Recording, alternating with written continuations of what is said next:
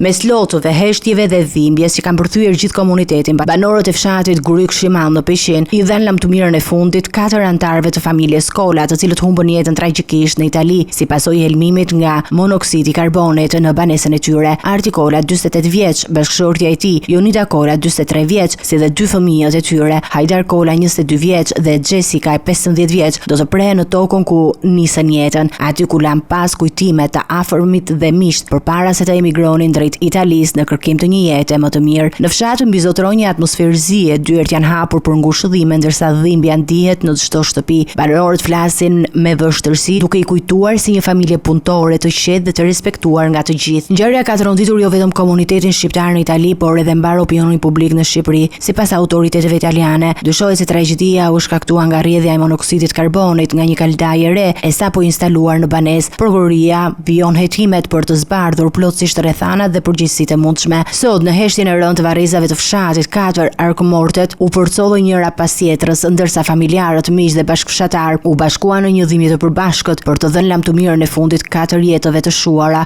shumë herët. Kjo tragjedi që ka lënë pas jo vetëm boshllëk në një familje, por plag në zemrën e një komuniteti të tërë. Shumë familje mirë, shumë.